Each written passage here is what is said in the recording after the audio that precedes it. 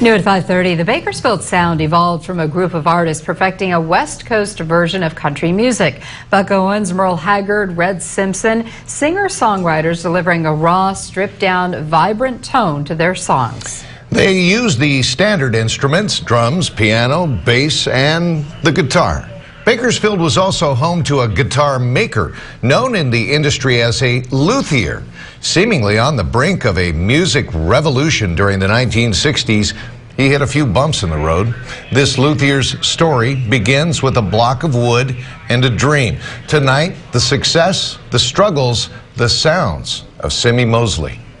Semie Moseley, first of all, good Christian man. He was, what, about 6'4"? He loved his guitars. He loved his guitar. The Moseley guitar was a guitar that was built in Bakersfield. You know, I think Semie Moseley had a real flair for design. And that's the first time I ever saw that. I went, whoa. It's a one of a kind. It was custom made for us. Custom made by Semie Moseley.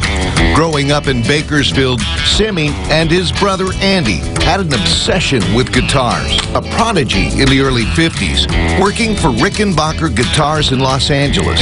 Once he began to fiddle around with his own designs on the side, he was fired. Then the teenager took his creative talents back home to Bakersfield. He was building guitars in a shed behind his mom's house, and it was right across from Standard School. Turning raw wood into fine crafted instruments. Just trial and error. He tried to make a guitar that he wanted to play. By 1952, friend and advisor Reverend Ray Boatwright provided a small loan to Semie and his brother to begin a business. Because it's half Moseley and half Boatwright, so it turned into a Moswright. Moswright of California is born.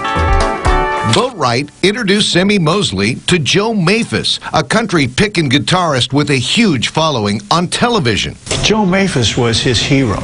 And Joe was my godfather. The quick fingers of Joe Maphis inspired a new generation of guitarists, including a young Brian Longbeck and Larry Kid Collins. Maphis was known as the king of strings. Lightning fast. Moseley emerged from his modest factory in 1954 with a double-neck masterpiece. So Moswright guitars came out of those double-neck guitars that he built for Joe and myself. Collins remembers receiving his first Moswright double-neck. They presented me with one on television. And, of course, it just, what can I say? Once Moswright got going in the early 60s in Bakersfield, all of a sudden it was like black gold, Texas tea. At that time, he was building hundreds of guitars a month. The Bakersfield guitar maker was making noise in the industry. You could go out and pick tomatoes or work at Moswright. Semie Moseley strung together enough music industry relationships to gain widespread exposure in the 1960s. Even with major acts playing his guitars and playing them on TV, it's a tough business. Nothing ventured, nothing gained. Moseley entered into an endorsement deal with lead guitarist Noki Edwards of the famed instrumental group The Ventures. The first time that I ever saw a Moswright Ventures model guitar on the back of a Ventures album, I thought, that is a cool-looking guitar. From the stage to the covers of multi-million selling albums, Moswright was seen and admired worldwide. The Ventures were very, very popular in Japan. Many of the original Venture models produced in Bakersfield were shipped overseas. Moseley was riding a wave of incredible success. Even though the Ventures deal ended in 1967, many popular artists were jumping on the Moswright bandwagon.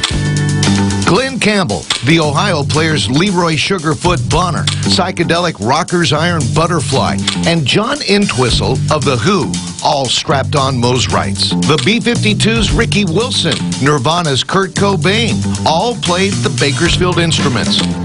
Sitcom heartthrob Greg Brady even went with a green Moswright for one episode.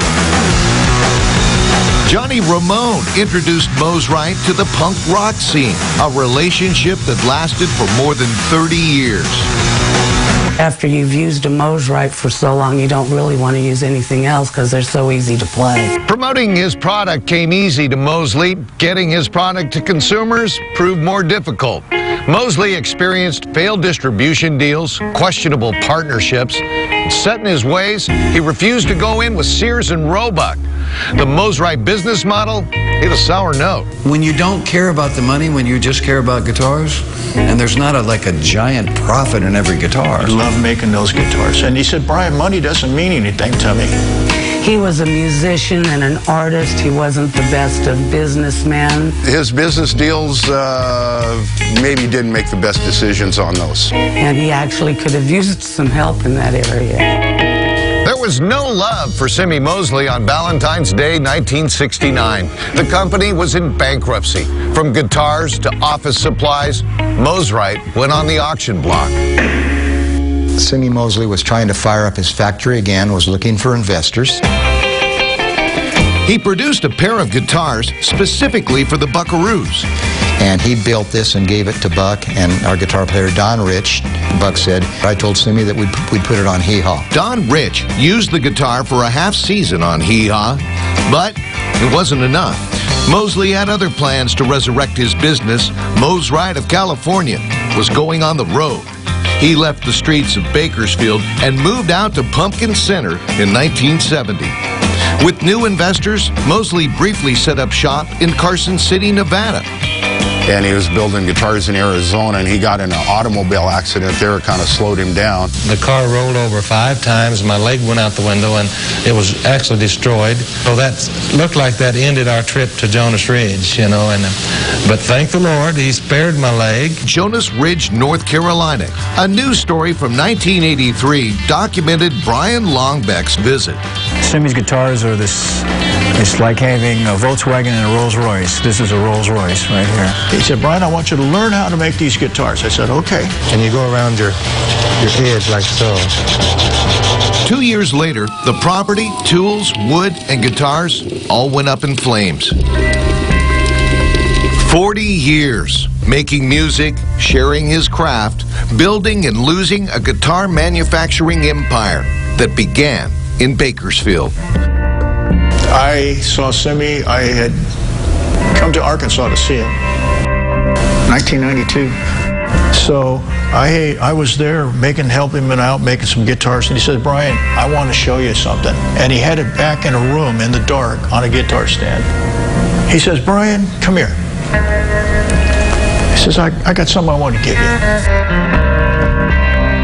The 40th anniversary Mosrite, 1952 to 1992.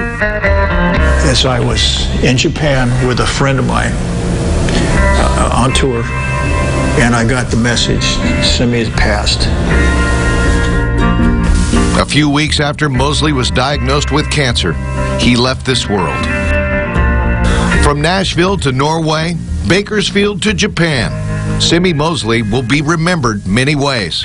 Once a millionaire, a defeated entrepreneur, a man of conviction, a guitar designing icon. Today, Mosrite guitars have a legendary appeal among musicians. When you have a good instrument, you keep it your whole life. You pass it on to your kid. Where do you start? I mean, he was just a genius when it comes to guitar. I miss you, Semie Moseley.